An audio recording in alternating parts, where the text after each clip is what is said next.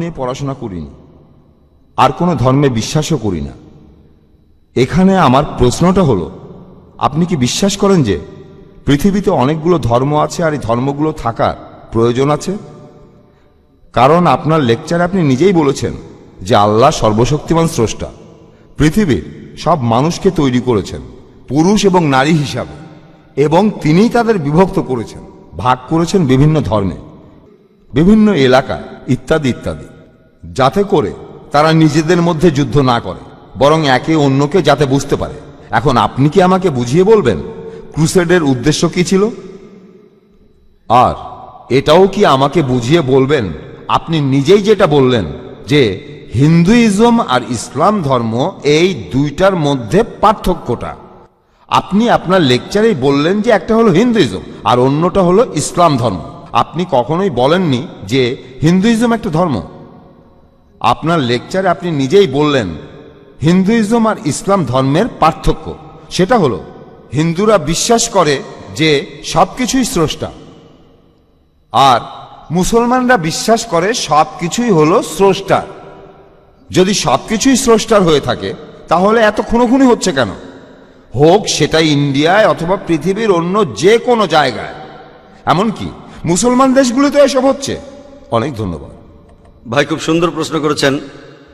আর আপনি বললেন যে আমি আমার লেকচারে বলেছি যে সর্বশক্তিমান ঈশ্বর সব মানুষকে বানিয়েছেন মাত্র একটি যুগল থেকে, পুরুষ এবং নারী, তারপর তিনি তাদেরকে বিভক্ত করেছেন বিভিন্ন ধর্মে।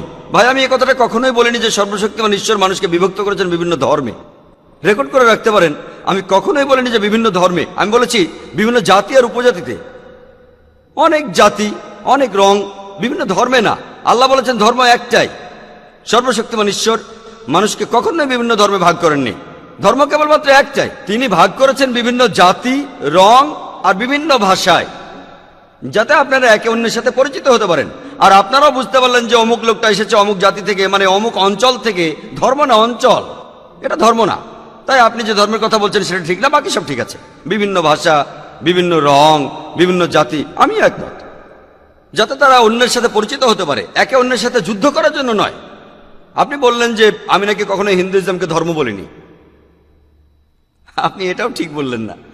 আমি বলেছি ধর্ম হলো সর্বশক্তিমান ঈশ্বরে বিশ্বাস করা। অক্সফোর্ড ডিকশনারি বলছে এই হিন্দুইজমকে বুঝতে হলে, হিন্দু ধর্মটাকে বুঝতে হলে আপনাকে এই ধর্মের ঈশ্বরের ধারণাকে বুঝতে হবে। আপনি যদি ইহুদি ধর্মকে বুঝতে চান তাহলে আপনাকে ইহুদি ধর্মের ঈশ্বরের ধারণাকে বুঝতে হবে। আপনি যদি খ্রিস্টান ধর্মকে বুঝতে চান তাহলে খ্রিস্টান ধর্মের ঈশ্বরের ধারণাকে বুঝতে হবে। যদি আপনি ইসলাম ধর্মকে জানতে চান তাহলে ইসলাম ধর্মের ঈশ্বরের ধারণাকে বুঝতে হবে। আমি সেটাই বলেছি। এই সমস্ত বিভেদগুলো কে তৈরি করেছেন? ঈশ্বর করেননি। আল্লাহ পরিষ্কারভাবে সূরা আনামের 159 নম্বর আয়াতে উল্লেখ করেছেন যে যারা দিন সম্পর্কে নানা মতের সৃষ্টি করিয়াছে তাহাদের কোনো দায়িত্ব তোমার নয়। ধর্মকে আপনি ভাগ করতে পারেন না। যারা ধর্মকে ভাগ করে তারা ভুল করছে। আপনি বললেন যে কেন মানুষ একে অন্যকে হত্যা করে, এটা আপনি তাদের জিজ্ঞেস করুন। যেমন ধরুন, একজন শিক্ষক ছাত্রদের বলল নকল করো না, ছাত্ররা নকল করে। এখানে কে দোষী, শিক্ষক না ছাত্র? ছাত্র দোষী। এখানে আল্লাহ মানুষ জাতির প্রত্যেককে একটা স্বাধীন ইচ্ছা শক্তি দিয়েছেন যে তোমরা যা খুশি করতে পারো, আমি শুধু গাইডেন্সটা দেব। সর্বশেষ আর চূড়ান্ত গাইডেন্স, সর্বশেষ আর চূড়ান্ত আসমানি কিতাব হলো পবিত্র কোরআন। এখানে সব নির্দেশগুলো দেওয়া আছে। আর আল্লাহ বলেছেন, আমি আমার লেকচারও বলেছি যে সূরা মাইদার 32 নম্বর আয়াতে উল্লেখ আছে, যদি কেউ কোনো মানুষকে হত্যা করে, হোক সে মুসলিম বা অমুসলিম, হোক সে হিন্দু, ইহুদি, খ্রিস্টান, শিখ, যে কেউ, যদি সেটা হত্যাকাণ্ডের অপরাধে না হয়, যদি দুনিয়া ধ্বংসাত্মক কাজের জন্য না হয়, তাহলে সেজন্য পুরো মানব জাতিটাকে হত্যা করলো। যদি কেউ কোনো মানুষকে বাঁচায় তাহলে সেজন্য পুরো মানব জাতিটাকেই বাঁচালো। তাই সর্বশক্তিমান ঈশ্বর মানুষের এই একে অন্যের সাথে খুনোখুনি পছন্দ করেন না। কিন্তু মানুষ যদি তার কথা না শোনে, কাকে দোষ দেবেন? দোষ মানুষের। এই পৃথিবীতে আল্লাহ বলেছেন, সূরা মুলকের 2 নম্বর আয়াতে আছে যে এই পৃথিবীতে আল্লাহ সৃষ্টি করিয়াছেন মৃত্যু এবং জীবন তোমাদিগকে পরীক্ষা করিবার জন্য। আল্লাহ মৃত্যু আর জীবন তৈরি করেছেন আমাদের সবাইকে পরীক্ষা করার জন্য। আল্লাহ এখানে ইন্টারফেয়ার করেন না, তিনি চাইলে করতে পারতেন। কোরআন বলছে যদি আল্লাহ চাইতেন তিনি সবাইকে বিশ্বাসী বানিয়ে পৃথিবীতে পাঠাতেন, তাহলে এই পরীক্ষাটা থাকতো না। যদি শিক্ষক চান পাশ করুক আর না করুক, তিনি সবাইকে পাশ করিয়ে দিতে পারেন। শিক্ষক পারেন, তবে সেটা হবে একচোখা। আর ছাত্রের স্বাধীন ইচ্ছাটার কি হবে? ছাত্ররা সবাই পরীক্ষা দিচ্ছে, সেখানে একজন ঠিকভাবে উত্তর দিতে পারলো না, তারপরও সে পাশ করলো।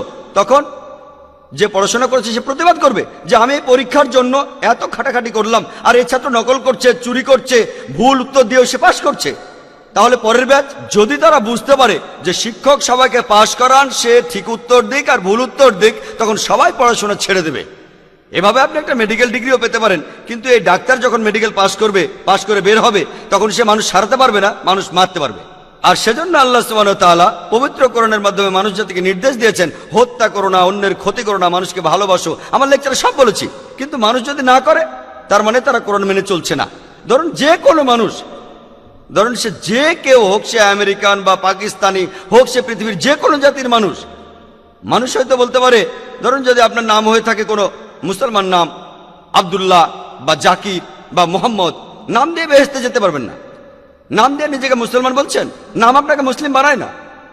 মুসলিম কোনো লেভেল না যে আমি বললাম মুসলিম আর মুসলিম হয়ে গেলাম। মুসলিম অর্থ নিজের ইচ্ছাকে সমর্পণ করা আল্লাহ সুবহানাহু ওয়া তাআলার কাছে। যদি কারো নাম হয়ে থাকে জাকির, আব্দুল্লাহ, মোহাম্মদ, শাকির, এটা কিছু না। যদি তারা নিজের ইচ্ছাকে সমর্পণ করে আল্লাহর কাছে, তাহলে তারা মুসলিম। শুধু মুসলিম বলে ডাকলেই হবে না। পবিত্র কোরআন বলছে কিছু মানুষ শুধু মুখের কথায় মুসলিম, তাই যারা খুনোখুনি করছে তারা কোরআনের নির্দেশ মেনে চলছে না। যদি তারা কোরআনের নির্দেশ মেনে চলতো, পুরো পৃথিবীতে শান্তি বজায় থাকতো। আশা করি উত্তরটা পেয়েছেন। তাহলে জাকির ভাই, যদি একজন হিন্দু কোরআনের নীতিগুলো ঠিকমতো মেনে চলে, যে নীতিগুলোর সাথে হিন্দু ধর্মগ্রন্থের নীতিগুলোর বেশ মিল রয়েছে, তাহলে একজন হিন্দু নিজেকে কি মুসলমান বলতে পারে? অথবা অন্যদিকে একজন মুসলিম নিজেকে কি হিন্দু বলে দাবি করতে পারে? কারণ আজকে আপনার লেকচারের বিষয়টাই হলো সার্বজনীন ভ্রাতৃত্ব। ডক্টর বিয়াস যখন আপনাকে প্রশ্ন করেছিলেন, আমি কিন্তু সেটা ঠিকই বুঝেছিলাম। খুবই সুন্দর প্রশ্ন। আপনারা যদি পরিষ্কারভাবে প্রশ্ন করেন, আমি উত্তর দিতে পারি আলহামদুলিল্লাহ। ভাই খুব সুন্দর প্রশ্ন করেছেন। যদি কোনো হিন্দু ইসলাম, কোরআন, হিন্দু ধর্মের মূলনীতি মেনে চলে, তাকে মুসলিম বলা যাবে কিনা, আর একজন মুসলিমকে হিন্দু বলা যাবে কিনা, খুবই সুন্দর প্রশ্ন। আসুন আমরা দেখি মুসলিম আর হিন্দু বলতে কি বোঝায়। আমি আগেও বলেছি যে মুসলিম হলো সেই লোক যে নিজের ইচ্ছাকে সমর্পণ করে আল্লাহ সুবহানাহু ওয়া তাআলার কাছে, ঈশ্বরের কাছে। হিন্দু শব্দটার সংজ্ঞা কি আপনারা কেউ জানেন? হিন্দু শব্দটার ভৌগোলিক বিশেষত্ব আছে। যে লোক ইন্ডিয়ায় বাস করে, যে লোক সিন্ধু নদীর অববাহিকায় এই সভ্যতায় বাস করে, সে একজন হিন্দু। আর এভাবে আমিও একজন হিন্দু। আপনারা কি জানেন? হিন্দু শব্দটার একটা ভৌগোলিক বিশেষত্ব আছে। যে কাউকে জিজ্ঞেস করতে পারেন। স্বামী বিবেকানন্দের মতে হিন্দু শব্দটা সঠিক নয়। ভৌগোলিকভাবে আমি একজন ইন্ডিয়ান, ভৌগোলিকভাবে আমি একজন হিন্দু। কিন্তু স্বামী বিবেকানন্দ বলেছেন যে হিন্দুদের আসলে বলা উচিত বেদান্তবাদী, তাদেরকে হিন্দু বলা উচিত না, বেদান্তবাদী। তাই যদি জিজ্ঞেস করেন ভৌগোলিকভাবে আমি হিন্দু কিনা, হ্যাঁ ভৌগোলিকভাবে আমি হিন্দু, আমি একজন হিন্দু। তবে যদি জিজ্ঞেস করেন আমি বেদান্তবাদী কিনা, বেদ মানি কিনা, আমি বলবো বেদের যে কথাগুলো পবিত্র কোরআনের কথার সাথে মিলে যায়, সেগুলো কথা মেনে চলার প্রতি আমার কোনো আপত্তি নেই। তাহলে জাকির ভাই, যদি একজন হিন্দু কোরআনের নীতিগুলো ঠিকমতো মেনে চলে, যে নীতিগুলোর সাথে হিন্দু ধর্মগ্রন্থের নীতিগুলোর বেশ মিল রয়েছে, তাহলে একজন হিন্দু নিজেকে কি মুসলমান বলতে পারে? অথবা অন্যদিকে একজন মুসলিম নিজেকে কি হিন্দু বলে দাবি করতে পারে? কারণ আজকে আপনার লেকচারের বিষয়টাই হলো সার্বজনীন ভ্রাতৃত্ব। ডক্টর বিয়াস যখন আপনাকে প্রশ্ন করেছিলেন, আমি কিন্তু সেটা ঠিকই বুঝেছিলাম। খুবই সুন্দর প্রশ্ন। আপনারা যদি পরিষ্কারভাবে প্রশ্ন করেন, আমি উত্তর দিতে পারি আলহামদুলিল্লাহ। ভাই খুব সুন্দর প্রশ্ন করেছেন। যদি কোনো হিন্দু ইসলাম, কোরআন, হিন্দু ধর্মের মূলনীতি মেনে চলে, তাকে মুসলিম বলা যাবে কিনা, আর একজন মুসলিমকে হিন্দু বলা যাবে কিনা, খুবই সুন্দর প্রশ্ন। আসুন আমরা দেখি মুসলিম আর হিন্দু বলতে কি বোঝায়। আমি আগেও বলেছি যে মুসলিম হলো সেই লোক যে নিজের ইচ্ছাকে সমর্পণ করে আল্লাহ সুবহানাহু ওয়া তাআলার কাছে, ঈশ্বরের কাছে। হিন্দু শব্দটার সংজ্ঞা কি আপনারা কেউ জানেন? হিন্দু শব্দটার ভৌগোলিক বিশেষত্ব আছে। যে লোক ইন্ডিয়ায় বাস করে, যে লোক সিন্ধু নদীর অববাহিকায় এই সভ্যতায় বাস করে, সে একজন হিন্দু। আর এভাবে আমিও একজন হিন্দু। আপনারা কি জানেন? হিন্দু শব্দটার একটা ভৌগোলিক বিশেষত্ব আছে। যে কাউকে জিজ্ঞেস করতে পারেন। স্বামী বিবেকানন্দের মতে হিন্দু শব্দটা সঠিক নয়। ভৌগোলিকভাবে আমি একজন ইন্ডিয়ান, ভৌগোলিকভাবে আমি একজন হিন্দু। কিন্তু স্বামী বিবেকানন্দ বলেছেন যে হিন্দুদের আসলে বলা উচিত বেদান্তবাদী, তাদেরকে হিন্দু বলা উচিত না, বেদান্তবাদী। তাই যদি জিজ্ঞেস করেন ভৌগোলিকভাবে আমি হিন্দু কিনা, হ্যাঁ ভৌগোলিকভাবে আমি হিন্দু, আমি একজন হিন্দু। তবে যদি জিজ্ঞেস করেন আমি বেদান্তবাদী কিনা, বেদ মানি কিনা, আমি বলবো বেদের যে কথাগুলো পবিত্র কোরআনের কথার সাথে মিলে যায়, সেগুলো কথা মেনে চলার প্রতি আমার কোনো আপত্তি নেই। যেমন ধরুন সৃষ্টিকর্তা মাত্র একজন। কিন্তু যদি বলেন আমি বিশ্বাস করি কিনা সৃষ্টিকর্তা ব্রাহ্মণদের মাথা থেকে সৃষ্টি করিয়াছেন, আর এমন গোত্র যেটা সবচেয়ে উপরের গোত্র, আর ক্ষত্রিয়দের তার বুক থেকে। আমি বেদ থেকে উদ্ধৃতি দিচ্ছি, যদি আপনি বেদ বিশ্বাস না করেন সেটা আপনার সমস্যা ভাই, তবে আমি বেদ থেকে উদ্ধৃতি দিচ্ছি। এখানে বেদের অনেক পণ্ডিত বসে আছেন, তাদের জিজ্ঞেস করে দেখতে পারেন। বেদ বলছে, আমি না, বৈশ্যরা উরু থেকে এসেছে, আর আর শূদ্ররা এসেছে ঈশ্বরের পা থেকে। তো এই ধারণার সাথে আমি একেবারে একমত না। ঠিক তাই, তবে যদি জিজ্ঞেস করেন আমি বেদের দর্শনে বিশ্বাস করি কিনা, আমি বলবো না। হিন্দু ধর্মের এই দর্শনে আমি বিশ্বাস করি না। তাহলে আপনার কথায় যে ইন্ডিয়ায় থাকে সেই হিন্দু, হ্যাঁ, আপনি তাই বললেন? আমরা ভৌগোলিকভাবে হিন্দু। খুব ভালো হ্যাঁ ভাই, আপনি ঠিকই আমরা বলেছেন। সবাই এখানে যে হিন্দু, লোক সবাই ইন্ডিয়ায় বাস হিন্দু। করে, সে একজন হিন্দু। একইভাবে যে লোক আমেরিকায় বাস করে সে একজন আমেরিকান হবেই, সে একজন আমেরিকান। খুব খুব ভালো, ভালো, খুব ভালো, আলহামদুলিল্লাহ। খুব ভালো। তাই যে লোক ইন্ডিয়াতে থাকে, খুব ভালো। তাহলে আমরা এখানে যারা আছি সবাই হ্যাঁ। হিন্দু, আপনিও হিন্দু। ঠিক তাই, আমি আপনার সঙ্গে একমত। ভৌগোলিকভাবে ইন্ডিয়ায় যারা বসবাস করে তারা সবাই হিন্দু, আমি আপনাদের সঙ্গে একমত।